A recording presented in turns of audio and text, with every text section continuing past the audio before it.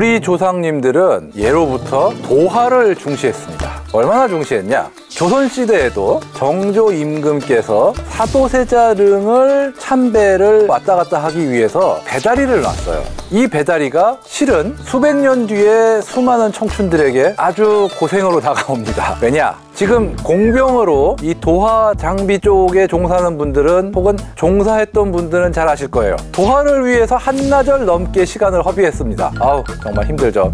도화 준비 시간도 엄청 줄고 설치 시간도 60% 이상 줄어드는 그런 획기적인 장비가 들어옵니다. 한국형 자주 도화 장비에 대해 알아봅니다.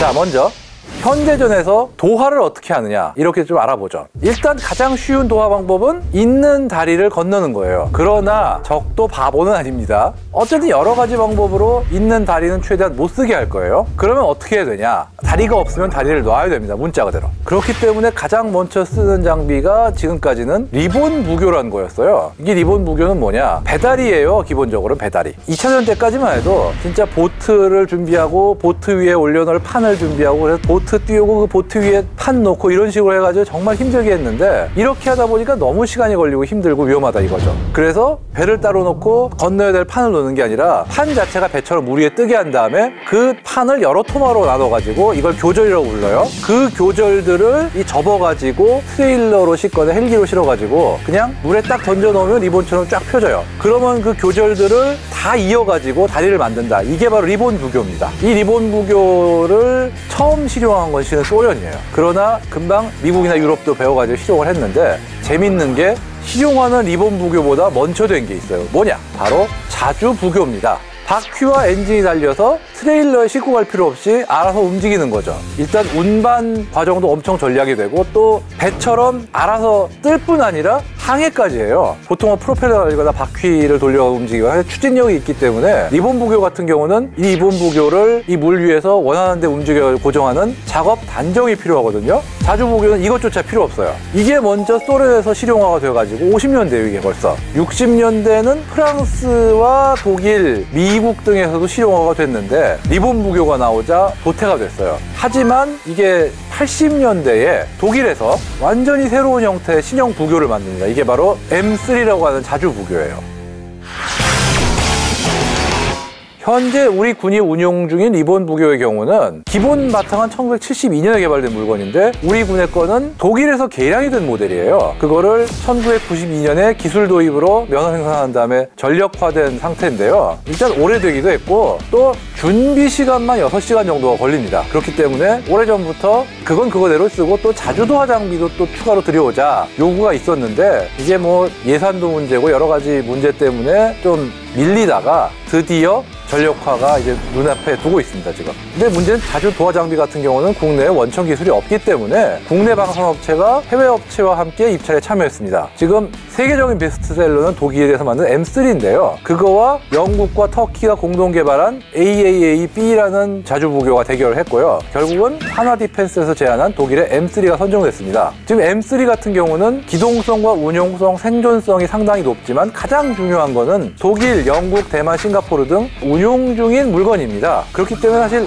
우리나라에서 입찰에 이게 성공한 이유 중에 하나가 그동안 보여준 실적이 있기 때문에 더 유리한 어떤 입장에 설 수 있었던 거죠.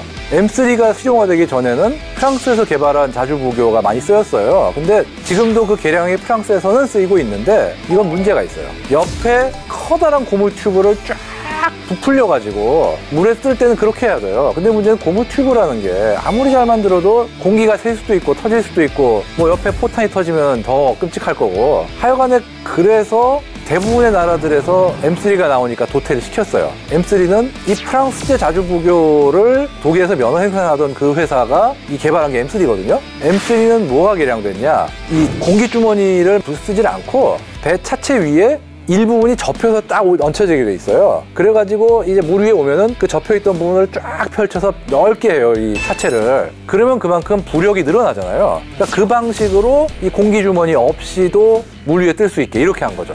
그렇기 때문에 기존 리본 부교의 경우는 6시간 정도 도하 준비 시간을 소요했는데 M3는 준비 시간이 거의 없다시피 하고 설치 시간 동안 60에서 70% 정도 줄어든다고 합니다. 하중은 최대 70톤까지 버틸 수가 있고요. 레오파르드 2A6나 챌린저2 같은 헤비급 전차들도 움직일 수 있기 때문에 55톤인 우리나라의 K2 흑표는 문제가 없습니다, 진짜. 그리고 M3를 8대를 연결하면 100m 폭의 강을 건너는 다리도 만들 수가 있는데요. 2016년에 나토 연합훈련에서 실전 운용 능력을 제대로 검증을 받았습니다. 당시에 독일과 영국군이 운용 중인 M3 수륙 양용 차량 30대를 동원해가지고 35분 만에 350m 길이의 세계 최장 부교를 만들기도 해 눈길을 끌었습니다. 지금 이 M3를 기반으로 국산한 M3K를 한화 디펜스가 제안을 했는데요. 최근 8월 약 5천억 원 규모의 한국형 자주도하 장비 사업 계획을 체결했습니다. 한화 디펜스는 독일의 M3의 관련 기술을 이전받아가지고 주요 핵심 구성품을 국산하고 전력화 물량의 90% 이상을 국내 생산할 예정이라고 밝혔는데 이렇게 국내에서 만드니까 후속 군수 지원 문제도 무난하게 해결할 수가 있죠. 지금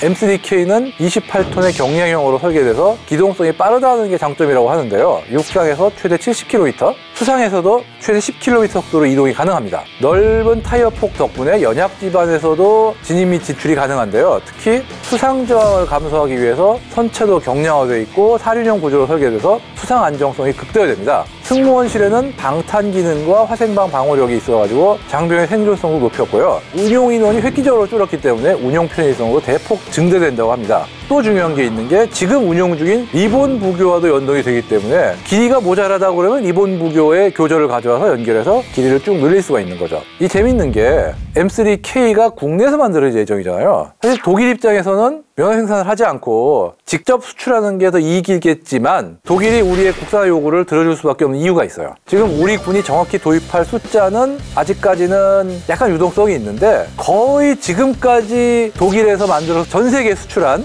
전체 물량과 우리가 전력할 물량하고 거의 비슷하다고 그래요. 그만큼 갑으로서 더 요구를 많이 할 수 있는 거죠. 저희는 그러면 이거를 왜 이렇게 많이 사는 건지. 지금 우리 군이 가진 전차 숫자만 해도 이거를 구입한 나라들의 전차를 다 합친 것보다 많을지도 몰라요. 진짜 정말 그럴 수도 있겠다. 한마디로 수요가 많아요. 거기다가 뭐 하천이라든가 뭐 기타 어떤 건너야 되는 물도 아무래도 많은 편이고, 그러니까 지형의 문제도 있고 도하 장비로 건네줘야 되는 어떤 장비도 많고, 그렇기 때문에 자연스럽게 우리가 도입하는 양이 많은 거죠. 하여간에 우리 군의 도하 능력의 큰 전환점이 될 M3K 자주도하 장비 2027년까지 전력화를 마칠 예정이라고 하니까 좀 기다리시면 우리 군이 운용하는 모습을 보실 수 있을 것 같습니다. 이번에 새로 들어올 M3K가 전부 다 전력화가 되면 리본 부교가 필요 없을 것 같은 느낌이거든요.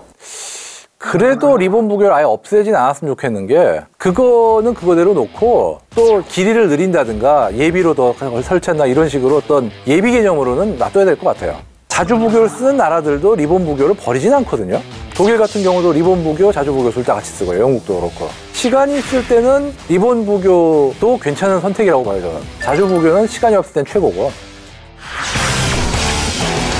어쨌든 이렇게 자주 부교, 알아서 가는 자주 부교가 이제 곧 전력화가 됩니다. 지금까지 어떤 우리 군의 야전 공병의 도하 능력을 더 개선시켜야 된다는 목소리가 계속 있었는데, 이 자주 부교는 수건 사업으로서 도입이 상당히 높은 가치가 있다고 봅니다. 따라서 이 자주 부교 도입이 이제 우리 기계화 부대의 어떤 진격 속도나 기타 작전 능력에 큰 도움이 되기를 기대합니다.